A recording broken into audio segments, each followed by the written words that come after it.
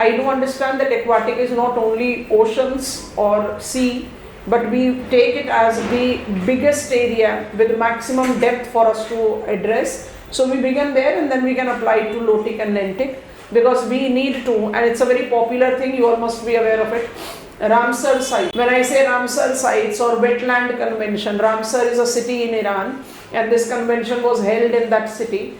That is the reason wetland convention is more popularly referred as Ramsar convention. 1970s we had the beginning of it. Ramsar site talks about wetlands, and by default the term wetland by itself is such elaborate that if supposedly I encounter a question as which of the following constituents are included in wetland, then it might prove to be difficult for some students, because wetland was an umbrella term. So we are gradually trying to address all of them, so that when we are talking about global attempts towards minimizing the environmental degradation that we have induced and thereby adapting to the changes that we have induced on, we should not be feeling a jerk. What is this term? Why we are applying management strategies here? So that is what we are trying to do in first few days, to learn about ecology, and then we get on to the conservation attempts, things becomes easier. So fundamental principles of ecology in aquatic setup has given us what? I am three-dimensional. Three-dimensional gives me latitude, which I learned with fundamental principles. Biotic diversity will decrease with increase in sign of latitude. This is not going to change. In aquatic setup also, if I am lower latitudinal water, I will be more productive and diverse than higher latitudinal water. Then comes in second dimension. I want to refer my diagram now. Second dimension is horizontal as 2. And what is that 2? While learning climate, I very strongly emphasized on it, that whenever you talk about planet Earth has got two dimensions that got horizontal edge. One is latitudinal, which is north-south, and one is longitudinal, that is east-west. So this is my hypothetical ocean. This hypothetical ocean, if is taken on surface, I have got one side littoral shown, other side land is not visible. So you can repeat it on the other side. So if you apply your knowledge, I say littoral, so this will be my location of, please remind yourself, shoreline. Okay? Littoral, shoreline. So this line will be what we have been learning in our study of physical geography is coastline. So between shoreline and coastline, the littoral, mind it is onshore. I hope you are getting it. Onshore littorals. I want to write it, the name expression here. Onshore littorals. I'll make you learn it slightly separately because it is something very unique, should not be mixed up here. So between shoreline and coastline, which type of habitat? Littoral is written in my diagram, and this diagram is slowly, steadily for us to take. This is what we are devoting our time first. So onshore littoral, which is between shoreline and coastline, is basically experiencing a unique habitat that incorporate sometimes submerged, sometimes exposed. During high tidal water level, it will be submerged with salt water. During low tidal levels, it will be emerged, it will be exposed, it will be dry. It is onshore littorals that excellently depicted with coconut palm. So यहाँ पर littorals को आप एक open-ended expression करके छोड़ दो. हमने label कर दिया हमारे डायग्राम में, बिकॉज आपको ये डायग्राम कॉपी करना है इवेंचुअली. सो ऑनशोर को हमने लिटोरल करके अब हम यहाँ पर आ गए. I have come up here.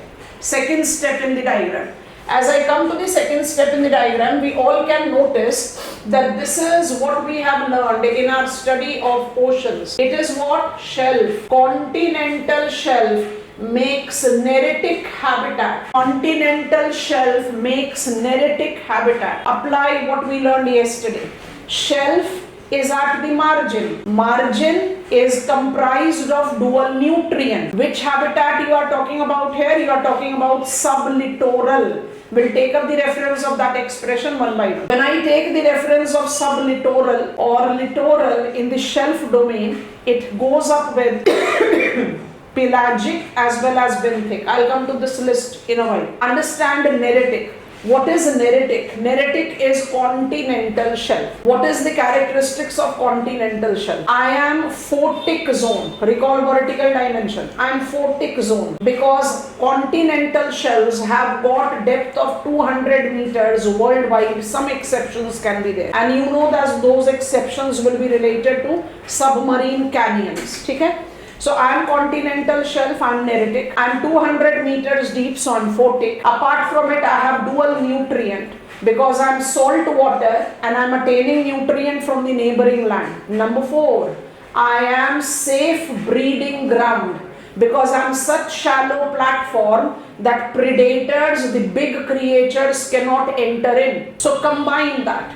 Neritic comes out to be the most productive margins in the aquatic ecosystem. What are the factors that makes it productive and diverse? Photic, sunlit, dissolved oxygen, dual nutrient, safe breeding ground. I hope it is comfortable. What was continental shelf in physical geography is a neritic when it comes to the study of biome. And now notice, when I take sublittoral and proceed further, so I have got the sublittoral dimension that is paving way to sublittoral shelf shallower part and that paves way to. अभी आ गया आपका Bethel. Bethel is up to 2000 meters of depth. Boundary line यहाँ पर बना दे रहे हैं. So this is your continental slope and this will be your submarine platform जिसको हम deep sea plains बोल रहे थे. So continental slope and deep sea plain. अब इसका डिविजन लेना है, बहुत ध्यान से देखना. आसान है, पेलाजिक से पिकअप करें तो वहीं से पिकअप कर रहे हैं. अपना कल का वर्टिकल डायग्राम को रिकॉल करते हैं. हम ओपन वाटर में आ गए. नेरेटिक क्लियर हो गया, गो अहेड दे दो. हम ओपन वाटर पर आ गए. ओपन वाटर को वर्टिकली अरेंज करते हैं. सिर्फ एक 200 मीटर का वेरिएशन ऐड करना है, वो हम यहाँ पर ऐड कर देते हैं. हमने मेसोपेलाजिक को 1200 मीटर की डेप्थ तक लेना है, क्योंकि हमने क्या किया, हमने 1000 को 1200 कर दिया इस diagram. Because we are taking season cycle. I hope you are recalling. I have told you critical depth or compensation depth can be maximum at the depth of 1200 meters. So हमने 1000 को यहाँ 1200 meters कर दिया. ठीक है. अब notice करो, pelagic is off the bottom. Pelagic is off the bottom. यहाँ पर लिखा ना pelagic provinces. Pelagic is off the bottom. अब off the bottom में क्या क्या आएगा, वर्टिकली अरेंज करते हैं. डायग्राम को देखते जाना, नाम सुनने में आसानी रहेगी. एपीपेलाजिक, mesopelagic, bathypelagic, abyssal pelagic. Repeating, एक रह गया अभी हमारा. Epipelagic, mesopelagic, bathypelagic, abyssal pelagic, hadal pelagic. अच्छा, एपीपेलाजिक और mesopelagic is in photic zone. I can understand that epipelagic is always photic. Agreed. Mesopelagic can be photic during summers. Winters it will be aphotic. What is the name that we have applied? Dysphotic zone. Mesopelagic के below आपको critical या compensation depth मिलेगा. अब इसके पास आपके पास है bathypelagic जो आप 2000 मीटर तक ले जा रहे हो. Abyssal pelagic जो आप 4000 मीटर तक ले जा रहे हो. And then you have Hedal pelagic. Hedal pelagic कहाँ चला गया? More than 4000 meters. How it is possible? It is possible because you have submarine trench. I hope you are understanding. फिर से अरेंज करें, ध्यान से देखो और फिर ये डेप्थ को लिस्ट कर लेंगे. डायग्राम को ऐसे मत बनाओ. अगर ये पूरा डायग्राम एक साथ बनाओगे तो इतना ही कंफ्यूजिंग लुक देगा जितना ये अभी दे रहा है. बट अप्लाई करो. सबसे पहली चीज पढ़ी, coast line, shore line, littoral. छोड़ दिया, इसको भी समझा नहीं हमने. As soon as I cross shoreline, I come to continental shelf that is called neritic. Neritic के साथ जितना आप ओपन ओशियानिक पे आ जाओगे, ओपन ओशियानिक, अब इसको आप डेप्थ में अरेंज कर रहे हो. ठीक है. अब डेप्थ में आपने अरेंज करा तो सबसे पहले क्या मिला आपको? एपीपेलाजिक. Epipelagic is up to 200 meters of depth and is always photic. Second में आया मेसोपेलाजिक. मेसोपेलाजिक 1200 मीटर तक है, तो यहाँ पर भी हम इसको 1200 मीटर तक का वेरिएशन दे दे ताकि कोई डिस्क्रिपेंसी नहीं रहे हमारे पास. 1200 मीटर इसको हमने क्या नाम दिया है? डिस्फोटिक में आ रहा है. अच्छा, इसके बाद हमने डेप्थ इंक्रीज कर दिया तो नाम आया बैथीपेलाजिक.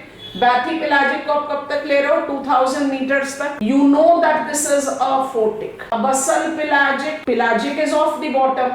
It can be up to 4000 meters. Has to be a photic. फिर आता है Hedal pelagic. Hedal pelagic is more than 6000 meters. Continental जो सबमरीन ट्रेंचेस हैं या फ्रैक्चर जोन है उसके साथ एसोसिएट करेगा, ये भी अफोटिक है. अब पहले तो यहाँ पर हमें गो अहेड दे दो. लिस्ट आपके समझ में आ गई है ना, ये नाम आसान हो गए. अब इसी के कॉरेस्पॉन्डिंग बेंथिक प्रोविंस को पढ़ लेंगे. बट उससे पहले if I talk about pelagic and I say that I can arrange pelagic into 5 principal categories. कौन कौन से? Epi, meso, bathy, abyssal, hadal. Diagram पर देखते ही तो क्लियर हो गया ना. that with increase in depth the biodiversity goes on decreasing. तो सबसे प्रोडक्टिव और डाइवर्स पेलाजिक हैबिटेट कौन सा हुआ? एपीपेलाजिक। सबसे स्पार्स कौन सा हो जाएगा? Hadal pelagic. I think it comes clear. अच्छा, दूसरी बात, फोटिक और डिस्फोटिक में आप प्राइमरी प्रोडक्शन ले सकते हो। तो which will be the lifestyle? All of you please concentrate है। बेंथिक वो लाइफस्टाइल होता है जो फ्लोर पर अटैच्ड है। आप अभी पेलाजिक की बात कर रहे हो, तो पेलाजिक में बेंथिक नहीं आ पाएगा। कौन कौन से लाइफस्टाइल आ पाएंगे? आपने 3 लाइफस्टाइल की जनरलाइजेशन ली है। Aquatic ecosystem have planktonic, nektonic and benthos. तो बेंथोस को तो हटा देना पड़ेगा पेलाजिक में। Planktonic has phytoplankton, zooplankton, the drifters, and nektonic are fishes, swimmers. तो अप्लाई कर दो अपनी knowledge of critical depth. Till disphotic zone I will have phototrophs, autotrophs presence. Below critical depth it will only be nektons. दूसरे तरीके से बोल रहे हैं, epipelagic and mesopelagic will have planktonic and नेक्टोनिक lifestyle. Bathy, abyssal and heddal pelagic will have only nectonic lifestyle. Give me go ahead. जब हम fishes के बारे में बात करते हैं, when I say go ahead, please give me a thumbs up, or go ahead, a hand raise, something so that I can understand and I can proceed. Epipelagic, mesopelagic are photic, तो phototrophs होंगे, plus fishes होंगे. When we talk about abyssal pelagic, bathy pelagic, I go sequential, bathy pelagic, abyssal pelagic and heddal pelagic, I very clearly talk about a photic zone. तो वहाँ fishes होंगे. I was just talking about that when we talk about fishing grounds of the world, we don't say fishing ground is benthic. Fishes are found in deep water, but fishes do not live on bottom. They are swimmers. So fishes को आप benthos में नहीं count कर सकते। आप किस में count करोगे? पेलाजिक में। Only that in the deep water we call the fishes to be demersal fishes. तो pelagic fishes when it is epi and meso, demersal fishes, deep water fishes. When it is bathic, abyssal and heddal. I think this is comfortable. बिल्कुल pelagic से corresponding benthic habitat होता है। Benthic और pelagic में difference सिर्फ ये है कि benthic will be associated with bottom.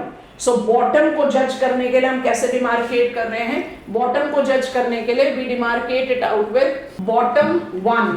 पहला बॉटम आपका आ गया, क्योंकि सब आपने सब लिटोरल को तो शेल्फ के साथ डिमार्केट कर लिया। तो आप जब पहला बॉटम को जज करो तो वो आएगा कॉन्टिनेंटल शेल्फ। दूसरा बॉटम को जज करोगे तो वो आएगा सब लिटोरल। तीसरा में एक लेकर आते हैं, इसी को आप इंटरटाइडल बोलते हैं, ये जो आपका लिटोरल सब लिटोरल हुआ, ठीक है। अच्छा, जब आप कॉन्टिनेंटल शेल्फ के बारे में बात करके 200 मीटर्स की डेप्थ तक गए तो आप इसको डिमार्केट कर रहे हो सब लिटोरल। शेल्फ की बात कर रहे हैं 1, 2। अब इसके बाद आप जा रहे हैं bathyal. Bathyal goes till 2000 metres, तो आपकी बाउंड्री यहाँ पर बनी। उसके बाद आपका आया अबसल, 2000 मीटर से आप इसको 6000 मीटर्स तक लेकर जा रहे हो। अबसल, I hope you are noticing. It is on the floor. कौन कौन से फ्लोर डिमार्केट करते हो? लिटोरल, जिसको आप ऑन एंड ऑफ शोर जज कर सकते हो, इसको हमने रिजर्व में रखा हुआ है। कॉन्टिनेंटल शेल्फ के फ्लोर को आप क्या बोल रहे हैं? सब लिटोरल। उसके बाद आपने जो सब कॉन्टिनेंटल स्लोप शुरू किया 200 मीटर से लेकर 2000 मीटर तक आप बैथल बोल रहे हो। 200 मीटर से 2000 मीटर्स के बाद जब आप 2000 से 6000 मीटर्स तक आए तब आप अबसल है, और उसके बॉटम पर आ गए तो here it is called hadal. I hope you have understood. बिल्कुल कॉरेस्पॉन्ड कर रहा है। Hadal, hadal pelagic, abyssal, abyssal pelagic, meso and epipelagic को आप बैथल और सब लिटोरल के साथ ले। पहले गो अहेड दे दीजिए। Benthic is on the bottom, on bottom. तो पहला तो लॉजिक को शेड कर दीजिए। ऑन बॉटम का मतलब सिर्फ बॉटम ऑफ ओशन फ्लोर नहीं होता, किसी भी लेवल के बॉटम पर होगा। Is that comfortable with all of us? And do I need to tell you that till photic zone माने 1200 मीटर्स, उससे ज्यादा नीचे नहीं जाना है। सो टिल 1200 मीटर मतलब हाफ वे आप बैथल तक ले सकते हो। बैथल को आपने कहां तक डिमार्केट करा है? 2000 मीटर्स तक। तो 2000 मीटर्स में हाफ वे आप डिमार्केट कर सकते हो as photic. So all sublittoral and part of Bethel is photic. तो यहाँ पर आपके पास क्या हो सकते हैं? ऑटोट्रॉफ्स. उसके बाद तो ऑटोट्रॉफ नहीं होंगे. Biodiversity tends to increase with shallow water. तो जब आप लिटोरल को हमने रिजर्व में रखा हुआ इसलिए हम जानबूझ के काउंट नहीं कर रहे. सब littoral and upper part of bathyal को आप डिमार्केट करोगे तो आपके पास कौन कौन से लाइफ स्टाइल्स मिल जाएंगे. It can be autotrophic, it can be heterotrophic. पर जैसे ही आप इसके बॉटम में आओगे आपको सिर्फ हेट्रोट्रॉफ्स मिलेंगे. I hope this is comfortable. दूसरी चीज जो आपको अपने दिमाग में रखनी है, ये लिस्ट बड़े आराम से समझ में आ रहा है, आई होप सो. दूसरी चीज जो आपको दिमाग में रखनी है वो ये है कि when you are talking about floor, जब आप फ्लोर की बात कर रहे हो, you are talking about attached organisms. तो अटैच्ड ऑर्गेनिजम्स को आप दो कैटेगरीज में डिवाइड करते हैं. हम दोनों कैटेगरी का नाम यहाँ लिख देते हैं. एक को बोलते हैं मोटाइल और एक को बोलते हैं सेसाइल. मोटाइल को थोड़ा सा डिकोड करोगे तो समझना आसान हो जाएगा. Motile, I am moving, I am crawling, I am burrowing. I hope you are understanding. Motile, I live on the bottom, I live on the bottom with the sediments, but I can crawl, I can move. I am motile. समझ में आया. और sessile क्या होंगे? जो attached हैं, जो bottom से attached हैं. पहली चीज ये. दूसरी, if I am applying my fundamentals of aquatic ecosystem, तो मुझे मेरे ख्याल से इतना बताने की आपको जरूरत नहीं है that both sessile and motile will give me higher diversity at sublittoral and the diversity will go on decreasing at heddle. Do you agree to this? And final चीज जो आपको याद रखनी है, because it is not evident, so I'll be writing it. Shallower the benthic platform, चाहे वो sublittoral है चाहे वो Bethel है, it will incorporate hard shelled organisms. क्योंकि जो deeper water है वहाँ organisms are adapted to immense pressure of water. So maximum जो है आपके soft shell organisms मिलते हैं. आप पहले तो हमें go ahead दे दो, फिर हम आपको image of dwellers दिखा देते हैं जिसमें कुछ sessile मोटाइल आपकी knowledge में होने चाहिए. Otherwise, what are the lifestyles? एक है planktonic, एक है nectonic और एक है benthos. benthos के कौन से दो कैटेगरी हो गए? एक है sessile, एक है motile. Most of the benthos community are invertebrates. Invertebrates are the organisms that don't have backbone. Invertebrates can incorporate hard and soft shelled characteristics. Shallower the water, we are having more hard shelled organisms. Deeper the water, we have soft shell organisms. Benthos will not be applied with the necton. Pelagic will be applied with the necton. And when the pelagic, or for that matter benthos, is shallower, photic, it by default will have producers, है ना. Planktonic को क्या बोलते हैं? Drifters. तो drifters को तो अच्छा मैच करा पिलाजिक के साथ. कौन से फोटोट्रॉफ्स होंगे जो बेंथिक के साथ एसोसिएट कर पाएंगे? फोटोट्रॉफ्स. दो नए टर्म बता रहे हैं. Phototrophs which associate with benthic has to be in the photic habitat. Logical है. फोटोट्रॉफ तो अफोटिक में हो नहीं सकता. तो कौन से हैं? प्लैंक्टोनिक को तो आप एडजस्ट कर देते हो कहाँ पर? Planktonic readily goes with pelagic, क्योंकि प्लैंक्टोनिक को आप क्या बोलते हो? ड्रिफ्टर्स. ये अटैच तो है नहीं. तो फोटोट्रॉफ एज प्लैंक्टोनिक तो गया पेलाजिक के साथ. बेंथिक के साथ क्या जाएगा? चाहे वो शेल्फ पर ले लो चाहे फोटिक बेथल के साथ ले लो. ये क्या जाता है? नाम लिख देते हैं यहाँ पर, फिर एक्सप्लेन करते हैं. एक को बोलते हैं पेरीफाइट और एक को बोलते हैं मैक्रोफाइट. पेरीफाइट और मैक्रोफाइट्स जो है ये रूटेड प्लांट्स हैं. ये rooted plants of aquatic habitat है. प्लांट्स हैं पर रूटेड हैं, तो रूट के लिए तो इनको प्लेटफॉर्म चाहिए. प्लांट्स है तो फोटिक जोन पर ही होंगे. दोनों को डिस्टिंग्विश कैसे करें? विजुअलाइज करो प्लीज. पेरीफाइट वो प्लांट्स होते हैं जो फुली सबमर्ज्ड हो. रूटेड हैं बट सबमर्ज्ड हैं, पानी के नीचे ही रहते. और मैक्रोफाइट क्या होते हैं? जो पार्टली सबमर्ज्ड हैं और पार्टली इमर्ज्ड हैं. वाटर लिलीज होती हैं, लोटस होता है, पॉपुलर एग्जांपल्स हैं. Yes, all of us. Which type of plant they are? Macrophytes. What are macrophytes? The phototrophs which are rooted in the water but have some of its part emerged on water. What are periphytes? They are phototrophs of aquatic habitat that are fully submerged. I think we are done. So benthic या benthos के साथ जो एक general misinterpretation है वो clear हो गई हमारी. लिटोरल को अभी हमने रिजर्व में रखा है, हमने लिटोरल के बारे में बात नहीं की है. I will be taking up the reference of this very strongly just in a while, कुछ एडिशंस के साथ. But before that I want you to see the image. Can I proceed? I hope this diagram is very well done, है ना. अच्छा, एक और बात true false बता देना, TNF टाइप कर दोगे वो भी बहुत है. सोचना जरा ध्यान से. When I take reference of biodiversity decreasing with increasing depth, do I sound correct that if benthic organisms are identified to be accounting for more than 80% of aquatic organisms? I repeat, benthic organism, benthos community accounts for 80% of aquatic biotic community. Do I sound correct that benthos community will go on becoming sparse, from sublittoral via Bethel to abyssal to Huddle? Biodiversity decreases with increasing depth. जितना pelagic habitat है उसी का corresponding benthic habitat. One new term is there, I'll be emphasizing on it. I'll be talking about the littoral intertidal. अभी हमने आपको उसके बारे में बताया नहीं, तो आपको littoral zone यहाँ पर भी दिख रहा है, इसको हम अवॉइड करते हैं. कॉन्टिनेंटल शेल्फ को हमने क्या नाम दिया था? Continental shelf represents neritic. Neritic में ध्यान से देखो, प्लैंक्टोनिक लाइफस्टाइल एज फाइटोप्लैंक्टन, ज़ूओप्लैंक्टन तो आराम से हो सकते हैं.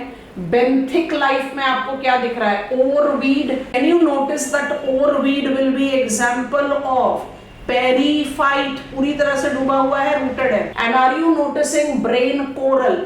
It is the example of benthic organism in photic zone. अच्छा, जैसे ही आप continental shelf नेरेटिक से बैथल में आना शुरू कर रहे हो, notice sponges and sea pen. Sponges and sea pen are rooted. You will call them what? Rooted हैं ये. तो आप इनको क्या नाम देंगे? Sessile.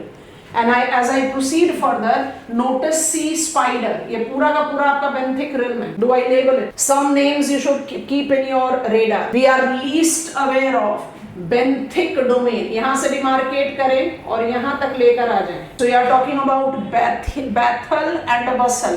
Notice करो, sponges, sea pen, they are example of sessile. फिर हम आगे चलें, sea spider and brittle star, they are example of motile because they are crawling on the floor. I hope you are getting it. And then I continue to add to the heddle zone. Notice here you have sea cucumber which makes the example of sessile, and you have tripod fish which makes the example of motile, because benthic organisms represents that. आपको zooplankton, phytoplankton को ज्यादा बताने की जरूरत नहीं है. नेक्टॉन्स की variety आप देखें, so it is a turtle in photic zone, sperm whale in twilight zone. twilight zone को डिकोड करो, dysphotic. समर्स में लाइट होगा, विंटर्स में नहीं होगा, तो इसलिए इसको ट्वाइलाइट भी बोल सकते हैं. उसके बाद आपकी सारी fishes, octopus, these are nectons that you apply.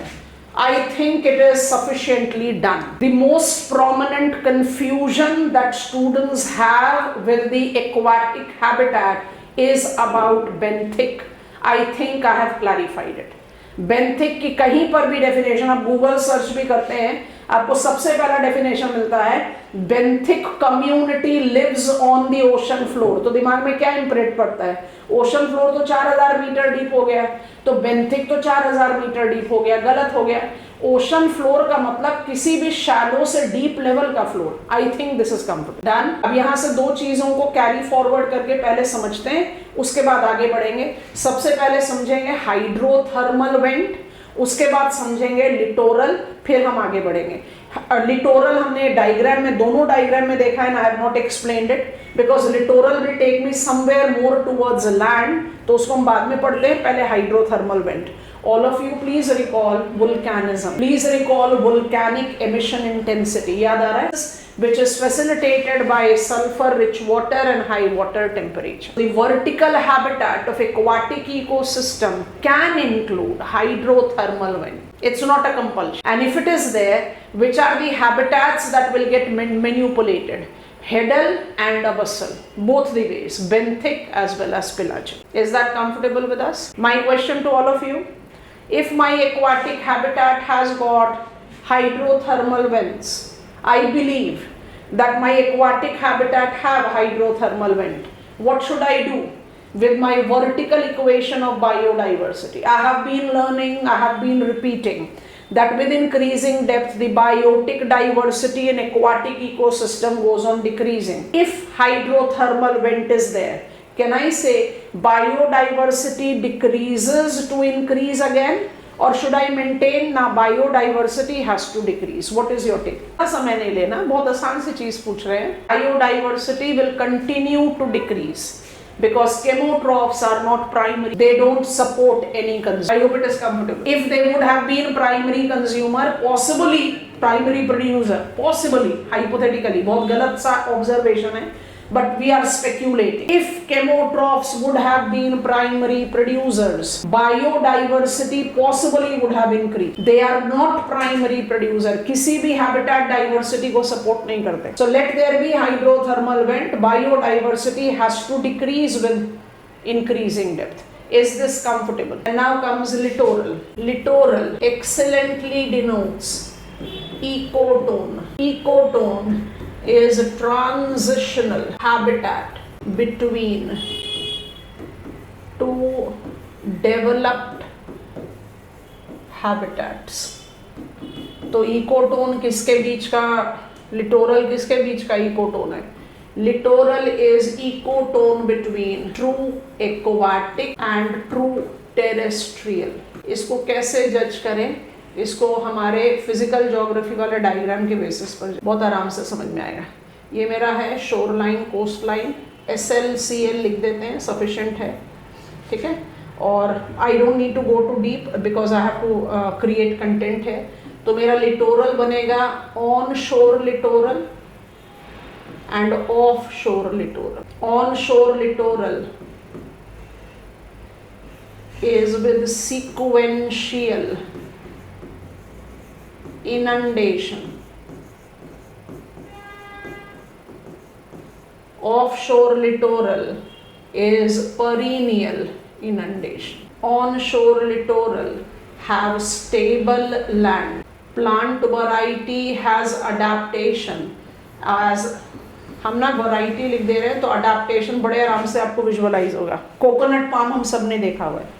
आप कोकोनट पाम को इमेजिन करो, फिर बाकी हम वैरायटी लिख देते हैं, स्क्रू पाइन, ब्लैक पाइन. अब all of us let's imagine coconut palm, ठीक है, और यहाँ पर भी लिख देते हैं, उसके बाद कंपेयर करते हैं. Then I will be adding something. Here I have lack of stable land and thus I have got plant variety as mangroves. You all can imagine mangrove. Other varieties includes nipa, kiora, etc. अब comparison करते हैं. आप please थोड़ा सा ध्यान से समझेंगे तो उसको समझना बहुत आसान हो जाएगा. कैसे समझें? अगर हम कोकोनट पाम को इमेजिन करें तो कोकोनट पाम का जो स्ट्रक्चरल अडेप्टेशन है वो कैसा होता है, जो आपको दिखाई देता है. Coconut palm is very narrow trunk, it's significantly tall tree. अब ये नोटिस करो, ये ट्रीज हैं, ये फाइटोप्लैंक्टन नहीं है, ट्रीज हैं ये. इसलिए हमने क्या कहा, littoral is ecotone between true land and true water. Coconut palm versus mangroves, structural adaptation मुझे क्या दिखाई देता है, बहुत यूनिकली अलग है. जो ऑन शोर लिटोरल्स हैं इनका नैरो ट्रंक होता है, they are tall trees, they have shallow sparse root and extremely sparse ground. बिल्कुल इसका ऑपोजिट ऑफशोर लिटोरल पर चला जाएगा. ऑफशोर लिटोरल क्या होगा, broad trunk, moderate heighted trees, shallow roots but are densest roots. Superlative degree लिखा है, densest, and they have dense crown. crown का मतलब होता है leave cover, crown of the king, crown of the trees, plant. अब सब कुछ लिख दिया. आप 2 मिनट के लिए पेन ड्रॉप करना और इसको समझने की कोशिश करो. उसके बाद फिर हम ऐड करेंगे हेटेरो. इंडिया में सुंदरबंस है ना, sundari trees, globally sundari trees इतने पॉपुलर नहीं है। Nipa, keora, mangroves, they all are off shore littorals. लिख लिया है। अब सोचो, कोकोनट पाम को इमेजिन करते हैं। कोकोनट पाम का बहुत नैरो ट्रंक होता है, टॉल है, रूट्स दिखते नहीं हमें, पर रूट बहुत शैलो और स्पार्स होते हैं, और कोकोनट पाम के टॉप पर आपको कुछ 4-5 लीव्स दिखाई देते हैं। उसके कंपैरिजन में मैनग्रूव को इमेजिन करो। मैनग्रूव्स का किस तरह का स्ट्रक्चरल अडेप्टेशन है, बहुत ब्रॉड ट्रंक होगा, शूटिंग ब्रांचेस होंगे, बहुत डेंस क्राउन होगा, मतलब लीव कवर बहुत डेंस है। And what is not visible is they have densest roots among the trees. ऐसा क्यों है? क्योंकि मैनग्रूव्स को ऑफ शोर स्टैंड करना है। ऑफ शोर मतलब तो पानी हो गया, स्टेबल लैंड तो है ही नहीं। That is the reason of shore littorals are designated to be island building trees. इनके रूट्स में कैपेसिटी होती है to trap the suspended sediments to create the platform for them to stand. I hope you have understood it. अब जैसे ही आपने on and off shore का demarcation ले लिया, rest of the things should come very easily. Which will be the examples of heterotrophs? यहाँ पर insects भी आ सकते हैं, reptiles भी आ सकते हैं, feeding on insects, water birds भी आ सकते हैं, और we have the big terrestrial animals. Sundarbans की बायोम्स को आप कंप्लीट कर पाओगे without royal Bengal tiger and swamp deer? माने टेरेस्ट्रियल एनिमल्स लिव कर रहे हैं यहाँ पर, बिकॉज ये लैंड है। और जैसे आप ऑफ शोर पर आओगे, यहाँ पर आपके पास नेक्टॉन्स होंगे, यहाँ पर आपके पास प्लैंक्टन्स होंगे, यहाँ पर आपके पास पेरीफाइट एंड मैक्रोफाइट्स होंगे। I hope you are understanding. Because ये तो ऑफ शोर हो गया, ये लैंड तो है नहीं।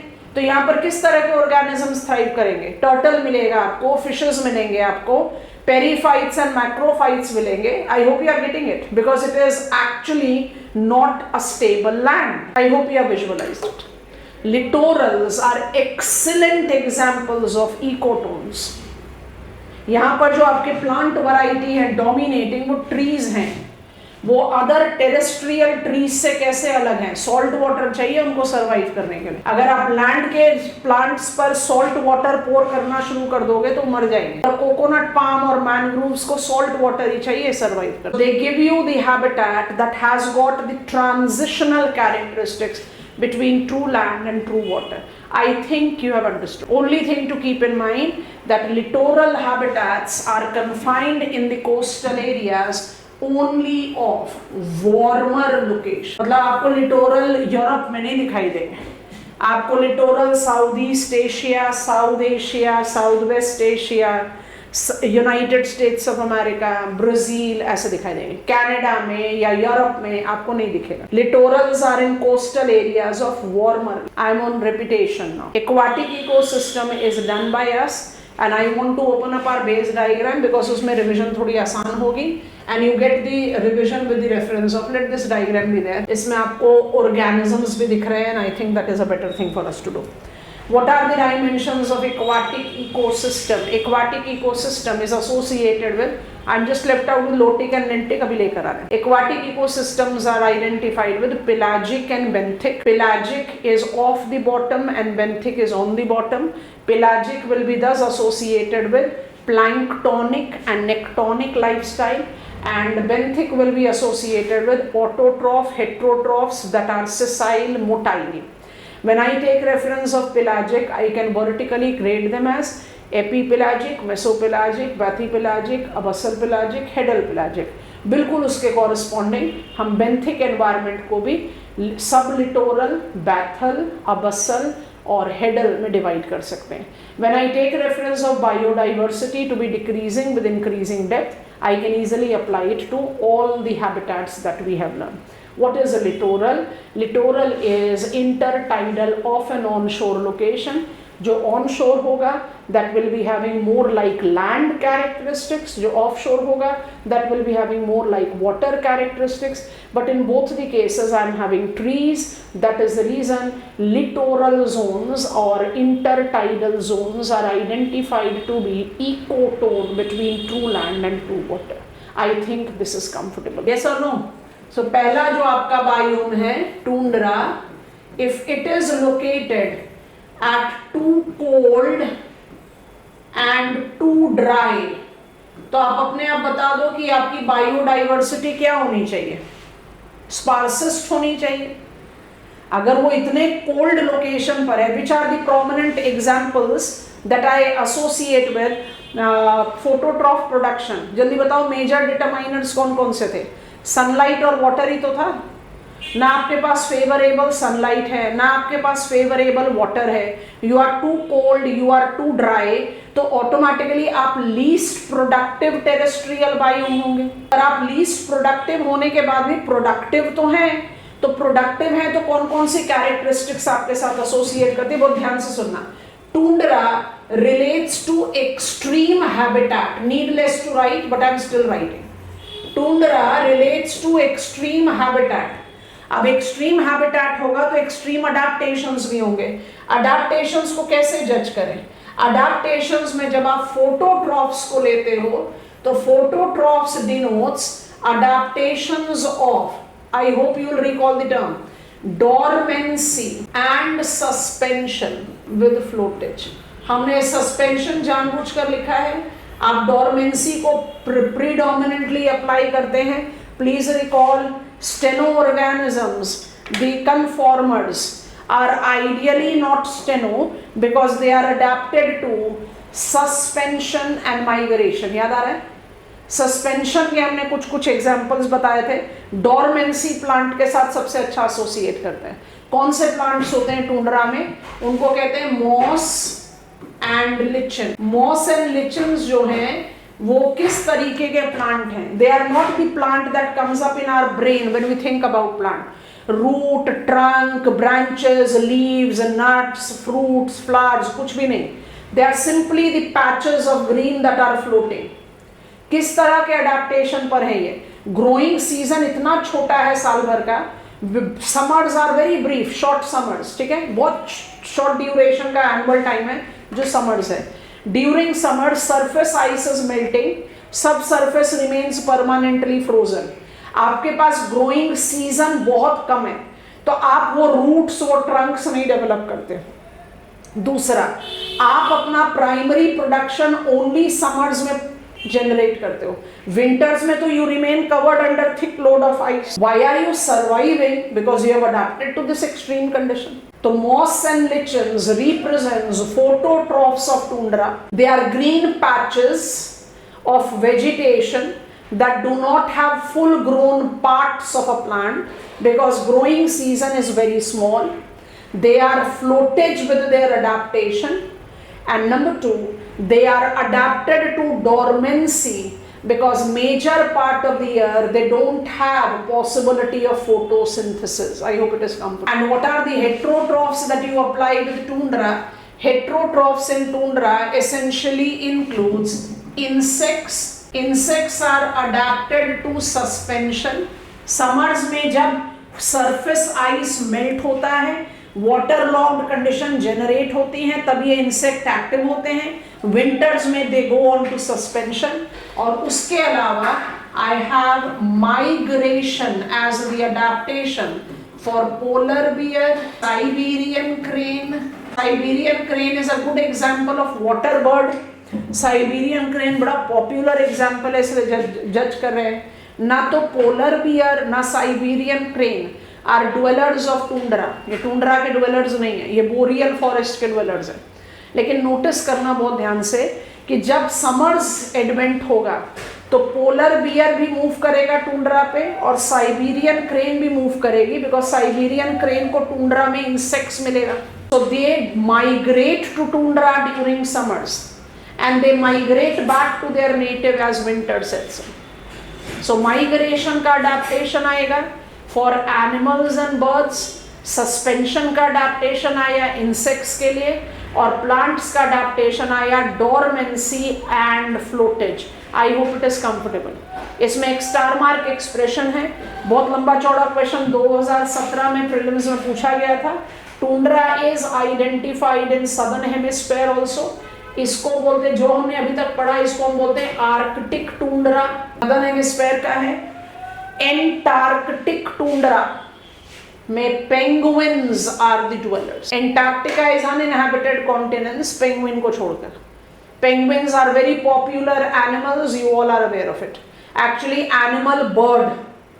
When I talk about penguins, they are permanent dwellers of Antarctic tundra. Antarctica do not support growth of plant. इसलिए penguins feed on fishes that are found in southern ocean. In fishes का नाम है krill, Krill. अच्छा, what is your take? I have made you understand tundra. Tundra में सब कुछ ऐसा लग रहा है कि भाई समर में ही होगा, विंटर्स में तो सब कुछ पैसिव मोड पर चला जाएगा. सो can I say that tundra habitat is a seasonal habitat? True false? जल्दी से बताएंगे. Tundra habitat is a seasonal habitat. True false? False. Plants as moss and lichen सारे साल भर यहाँ जिंदा रहते हैं, डोरमेंसी में हो. इंसेक्ट्स यहाँ सारे साल भर जिंदा रहते हैं, सस्पेंशन में हो.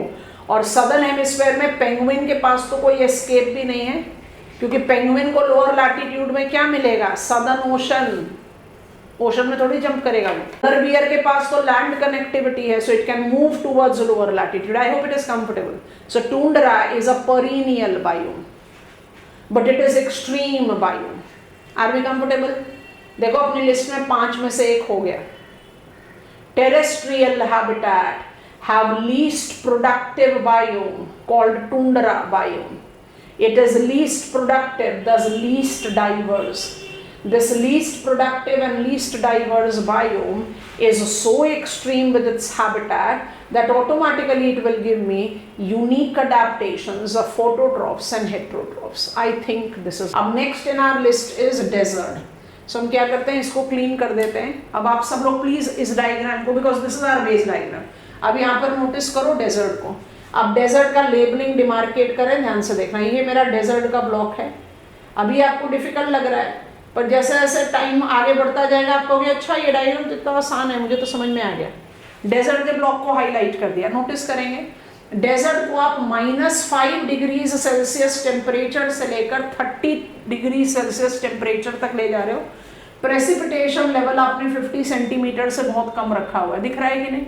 यहाँ पर बाउंड्री बना दो. ये हॉट डेजर्ट हो जाएगा, ये कोल्ड डेजर्ट हो जाएगा. हॉट और कोल्ड डेजर्ट का एग्जांपल ले लें, सहारा डेजर्ट और गोबी डेजर्ट. आप बोलोगे पोलर डेजर्ट, हम बोलेंगे पोलर डेजर्ट में तो हैबिटेट होता ही नहीं है.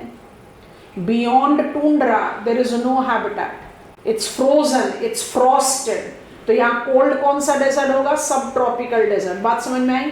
तो desert, second biome, terrestrial biome, ecosystem of world can be desert. Desert will be combined with what? जल्दी से देखो, लोकेशन बताओ. टेरेस्ट्रियल हैबिटेट के डिटरमाइनर्स हैं टेम्परेचर और वाटर. टूंड्रा को बोल दिया था टेम्परेचर वाटर डेफिसिट. डेजर्ट को क्या बोलोगे? Temperature surplus water deficit. Deserts are the location that have temperature favorably prevailing. Problem क्या है इनके साथ? पानी नहीं है. Evaporational loss is more than precipitational gain. कितने तरीके के डेजर्ट हो गए? 2. हॉट एंड कोल्ड कंबाइन करके पढ़ सकते हैं, पर फिर कई बार फंस जाएंगे क्वेश्चन में. तो डेजर्ट हमारा सेकेंड बायोम है, इसको लर्न करते हैं. पहले hot desert, Sahara desert, the largest desert as my sample, फिर हम बाद में गोबी डेजर्ट को ऐड करते हैं. ठीक है? Okay, I am going common with my beginning. So I am with habitat number 2 terrestrial. इसको बोलते हैं desert. Deserts are the locations where evaporation is more than precipitation. तो यहाँ पर प्रॉब्लम जो है वो वाटर का है. It is water deficit habitat. तो ये एक लिमिटिंग फैक्टर है. तो desert by default will have unique adaptation of phototrophs. Phototrophs का क्या अडेप्टेशन दिखता है मुझे? कुछ इंपॉर्टेंट टर्म्स हैं, आपकी नॉलेज में होना चाहिए. Phototrophs relates to number 1 phreatophytic adaptability, number 2 succulent, and number 3 xerophytic adaptability. अब फिर आप यहाँ पर वैरायटीज ले लीजिए. Acacia, senegal are tree varieties. Aloe vera, mesquite plant, क्योंकि सब लोग ही बोलते हैं कैक्टस, थॉर्नी बुशेस, वो तो बाई डिफॉल्ट है. ये कुछ इंपॉर्टेंट नाम है जो आपके रेडार पर रहना चाहिए। Acacia, senegal are tree varieties, aloe vera, mesquite plant are bush varieties. You can also add sabai grass, a grass variety, sub xerophytes. What is meant by phreatophytes? And plant which have very deep roots. But why I'll have deep roots? क्योंकि because I'll be dependent on subsurface water to survive. Desert में तो पानी है ही नहीं. Why I am succulent? Because my root has got, recalling I have talked about the physiological adaptations when we were talking about adaptations, and I said camel has got capacity to store the water. Desert plants have their roots that has capacity to suck and store groundwater. They are succulents. ये physiological adaptation क्यों करना पड़ेगा भाई? क्योंकि उनको dry conditions को survive करना है. And they are xerophytes. What is the expression xerophyte denoting? Xerophytes by default is an umbrella term which is applied to the vegetation that are adapted to drier conditions. और xerophytic अलग से लिखने का सीधा मतलब है that we as desert plant have needle leaf. We have such thin leaves because we want to minimize transpirational loss. I hope you have understood the structural adaptation. Structural adaptation part 1. I am deep rooted phreatophyte. Structural adaptation number 2. I have got needle shaped leaf. I am xerophyte. And physiological adaptation I am succulent. ठीक है, अगर habitat extreme होगा तो adaptation तो extreme होना ही चाहिए.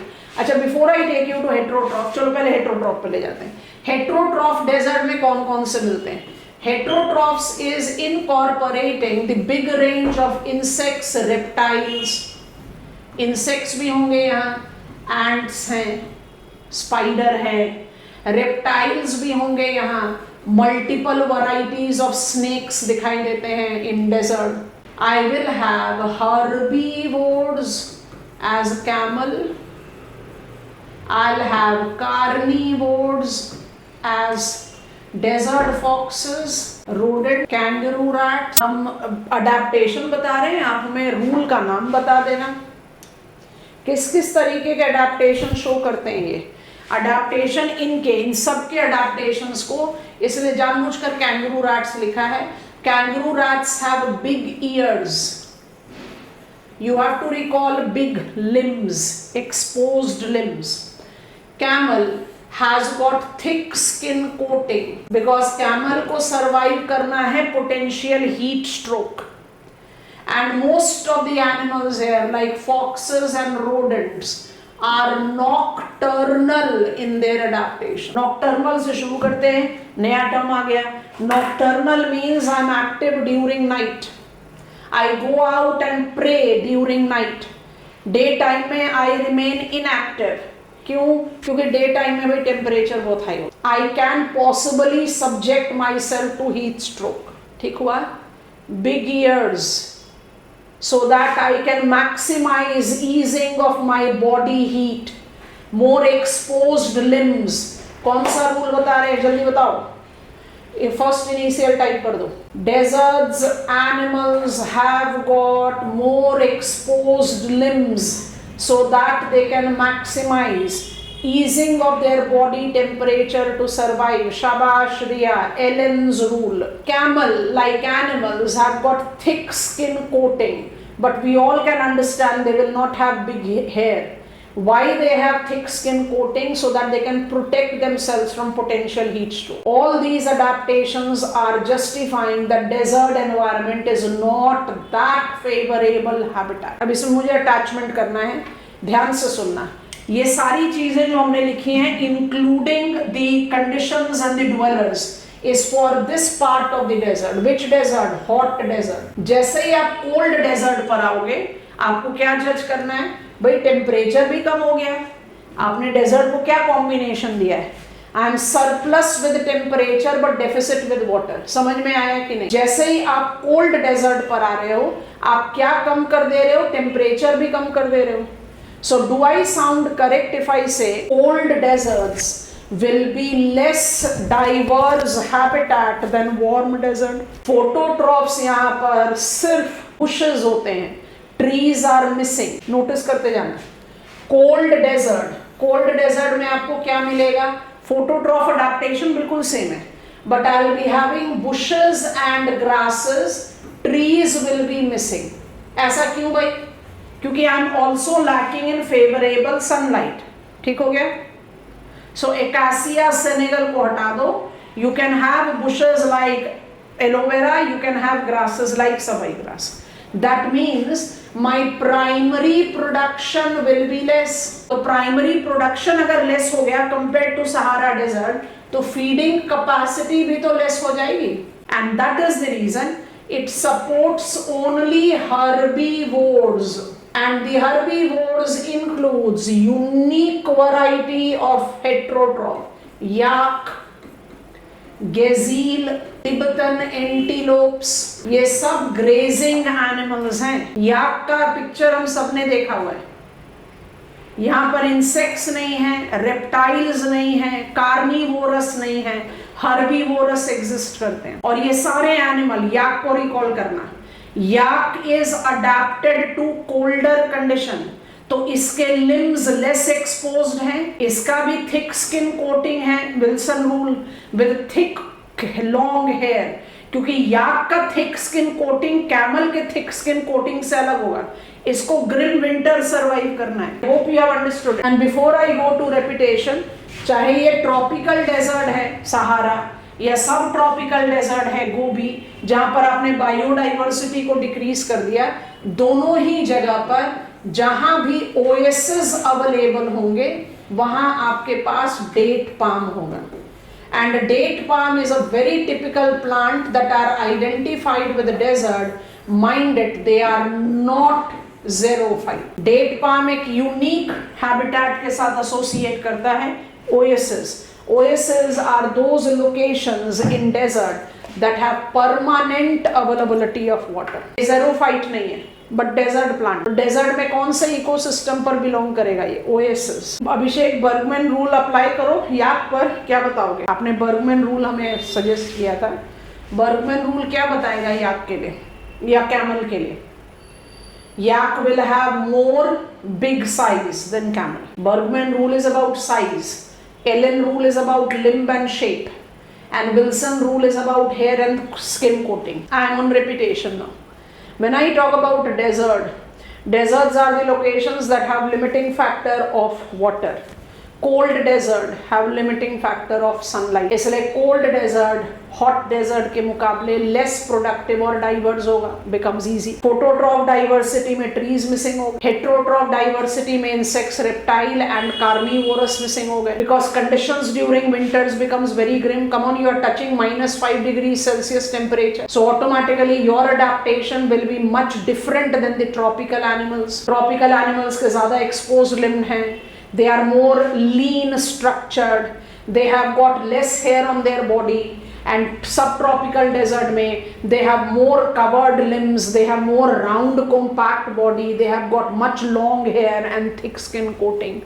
I think it makes sense. दोनों ही जगह पर फोटोट्रॉफ्स का अडेप्टेशन ज़ेरोफिटिक है, फेलियाटोफाइट्स है, सक्लेंट है, पर डाइवर्सिटी डिक्रीज हो जाएगी with increase in sine of latitude. So Gobi desert में आपको lesser plant variety, Gobi desert में आपको लेसर एनिमल वैरायटी मिलेगी compared to Sahara desert. I think it makes sense. I am done with 2 biomes, ecosystems in terrestrial habitat. आप notice कर रहे होंगे कि हम लगातार टर्म बायोम इस्तेमाल कर रहे हैं. ये इकोसिस्टम और बायोम में क्या डिफरेंस और सिमिलैरिटी है थोड़ी देर बाद बताएंगे, अभी नहीं बता रहे. So terrestrial ecosystems are regulated by availability of sunlight and water. The two extreme categories of terrestrial ecosystems includes tundra and desert. Tundra versus desert. आपके हिसाब से कौन ज़्यादा प्रोडक्टिव होना चाहिए, ज़्यादा डाइवर्स होना चाहिए और क्यों होना चाहिए? दोनों ही अनफेवरेबल हैं, पर अगर दोनों को कंपेयर करें तो किसको आप ज़्यादा प्रोडक्टिव और डाइवर्स बताओगे? D if you are going with desert, T if you are going with tundra. jaldi. Desert. Why? Shabash. Why? Because they are surplus with sunlight. Principal most determiner of terrestrial habitat is sunlight, followed on by water. Temperature. Yes, you can take that with temperature. Comfortable? Coming on to the third. Third is the bulkiest. अब इस figure को थोड़ा ध्यान से देखो, tundra done, desert done. Now I want to pick up which combines surplus temperature and water, thus is most productive terrestrial habitat, accounts for up to 80% of biomass। But इसके अलावा फिर कुछ कॉमन चलेगा नहीं, क्योंकि फॉरेस्ट इतने बड़े habitat में स्प्रेड करता है that it has got big variety, big range for us to apply। What are the big range that we apply? Forest को आपको प्रिंसिपली 3 पार्ट में डिवाइड करना पड़ेगा, rain forest, boreal forest and deciduous forest. इनको हम यहाँ label कर देते हैं। हमने इसको नंबर 3 दिया है, तो 3A tropical rain forest, 3B boreal forest और 3C बड़ा लंबा चौड़ा जाएगा, तो ध्यान से देखना कैसे लेबल कर रहे हैं। 3C यहाँ टेम्परेट डेसिडुअस भी आना है और यहाँ पर ये बाउंड्री बना देते हैं, ये ट्रॉपिकल मॉनसूनल। हमने यहाँ हाफ वे बाउंड्री बना दी है, क्योंकि ये सब मॉनसूनल चला जाएगा, ये सवाना आ जाएगा। सवाना हमारा सेपरेट बायोम है। अब आप खुद से सोचो, सी को छोड़ देते हैं, डेसिडुअस को थोड़ी देर के लिए छोड़ देते हैं। आप प्लीज 3A और 3B की लोकेशन को देखो, पेन ड्रॉप कर दीजिए प्लीज। हमने लिखा forest is that terrestrial ecosystem which is combining surplus sunlight and water. आप बोरियल को वो टर्म पे के साथ एसोसिएट कर पा रहे हो? देखो जरा बोरियल को। Boreal is with temperature below 0 degrees Celsius, boreal with precipitation less than 100 centimetres. क्या आप बोरियल को सरप्लस टेम्परेचर और वाटर के साथ रिलेट कर पा रहे हो? नहीं। पर अगर आप ट्रॉपिकल रेन फॉरेस्ट को देखो, ध्यान से देखो, temperature is 30 degrees Celsius, precipitation can be up to 500 centimetres, कोई कंपैरिजन ही नहीं है। तो फॉरेस्ट को आप एक पॉइंट पर लेकर आगे नहीं बढ़ सकते, because forest incorporate big variety, और इस बिग वैरायटी को जज करने के लिए सबसे पहले जज करो 2 एक्सप्रेशन। जब भी आप फॉरेस्ट के बारे में बात करते हैं, आप इस टर्म इस्तेमाल करते हो evergreen forest and seasonal forest, ठीक है? एवरग्रीन फॉरेस्ट और सीजनल फॉरेस्ट। अब एवरग्रीन और सीजनल फॉरेस्ट को समझने का बहुत इंपॉर्टेंट डोमेन है, ये आपने लिख लिया है, रिमूव हो जाएगा। I will come back to this diagram again. I want to go to my board. Whenever I am talking about forest, कुछ चीजें हैं जो स्टैंडर्ड हो सकती हैं, कुछ चीजें हैं जो स्टैंडर्ड नहीं हो सकती। जो स्टैंडर्ड हो सकती है उसको लर्न करते हैं पहले, ठीक है? अगर फॉरेस्ट, जिसको आपने कह दिया मोस्ट प्रोडक्टिव बायोम, तो कुछ गलत नहीं है, लेकिन फॉरेस्ट को जज करने के लिए जो टर्म इस्तेमाल होते हैं फर्स्ट स्टेप पर, हम कहते हैं फॉरेस्ट आर एवरग्रीन या forest are seasonal. This correlates with, आप लेमैन टर्म लेना चाहते हो तो लिखो लीव कवर, और अगर आप टेक्निकल लेना चाहते हो तो आप लिखो फोलिएज कवर। सो डिकोड करते हैं। एवरग्रीन फॉरेस्ट वो फॉरेस्ट होंगे जिसमें सारे साल भर लीव कवर रहे। सीजनल फॉरेस्ट वो फॉरेस्ट होंगे जो किसी एक सीजन में लीवलेस हो जाएंगे। समझ में आया? Evergreen, I am evergreen, you are seasonal, a particular season you are leafless. ठीक हो गया? अब यहां नोटिस करो, एवरग्रीन के पेन ड्रॉप करेंगे class, please concentrate for I. Evergreen के 2 डायमेंशन हो सकते हैं। हम एवरग्रीन फॉरेस्ट की बात कर रहे हैं। एवरग्रीन फॉरेस्ट 2 तरीके के हो सकते हैं। कैसे हो सकते हैं?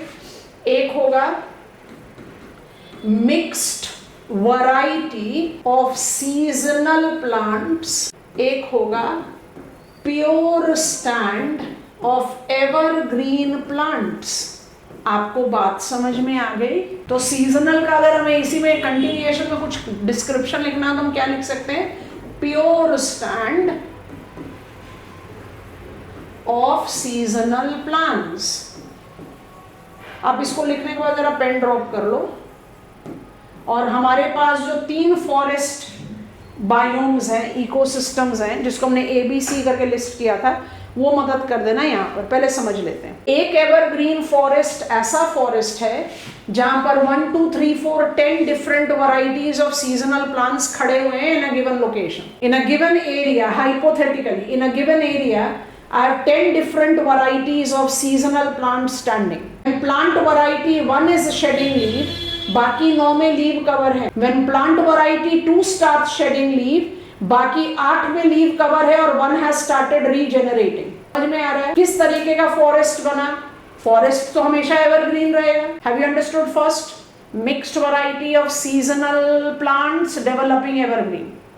दूसरा क्या है? We are pure standing, एक specimen, single specimen. We are standing, pure stand मतलब species variety नहीं है. We are single specimen of plant. We all are evergreen. मतलब हमारे प्लांट की अडेप्टेशन ऐसी है कि मुझे अपना लीव शेड करके रीजनरेट नहीं करना. I remain with leave cover throughout the year. So pure standing evergreen plants will also make evergreen forest. अभी थोड़ी देर पहले हमने आपको 3 नाम बताए. आप प्लीज हमें बताएंगे उनका expression. I am rewriting it here because I am not going to diagram right now. आपको बताया ए रेन फॉरेस्ट, आपको बताया बी बोरियल फॉरेस्ट और सी बताया डेसिडुअस. डेसिडुअस तो हम अपने आप ही लिख देते हैं, आपसे नहीं पूछ रहे. ये जो सीजनल प्योर स्टैंडिंग प्लांट वाला फॉरेस्ट होगा ये डेसिडुअस फॉरेस्ट है.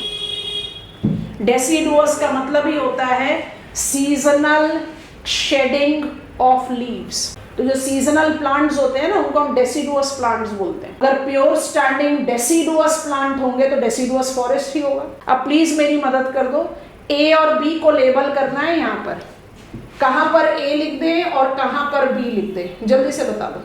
Which should be tropical rainforest? Tropical rainforest and boreal forest both are evergreen forest.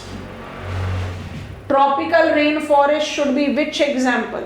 Mixed you are going on, M you will type, pure you are standing on, P you will type. Quick, Riya virtual थप्पड़, शरीक आपको भी virtual थप्पड़. पिटाई करने का मन करता है, बताओ. Tropical rainforest is evergreen. Boreal forest is evergreen. Biodiversity decreases with increase in sign of latitude. Boreal क्या mixed variety हो सकता है evergreen, या एक रेन फॉरेस्ट प्योर वैरायटी हो सकता है? बिल्कुल गलत. वहां पर तो आपको डेंसेस्ट डाइवर्सिटी ऑफ प्लांट मिलेगा. Yes no, popularly called as equatorial rainforest. You have densest diversity of plants there. So which type of evergreen tropical rainforest is? Densest diversity of seasonal plants creating evergreen forest. And biodiversity decreases with increase in sign of latitude. चलो बच्चों देखो भाई, increase in sign of latitude, temperature घटा रहे हो, increase in sign of latitude, precipitation कम कर रहे हैं.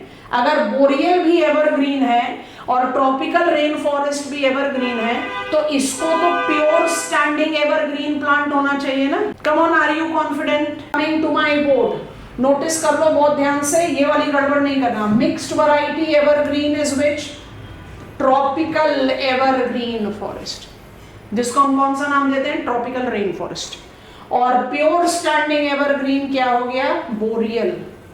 बोरियल नाम आप लोगों ने सुना होगा. Polar lights, auroras of northern hemisphere is called aurora borealis. Boreal forest से उसका नाम आता है. बोरियल फॉरेस्ट सिर्फ नॉर्दर्न हेमिस्फेयर में है. मैप खोलो, 60 से 70 डिग्रीज लैटिट्यूड को क्लब करो और ट्रैवल करो. सदर्न हेमिस्फेयर में पूरा सदर्न ओशन है. सदर्न हेमिस्फेयर में पूरा सदर्न ओशन है. यस और नो? तो लैंड तो है ही नहीं, तो लैंड हैबिटेट कहां से होगा? Boreal forest, taiga forest, I want to begin there क्योंकि इसमें बॉर्डर कम है. बोरियल फॉरेस्ट और taiga forest is the coldest latitudinal forest which is confined only in a northern hemisphere.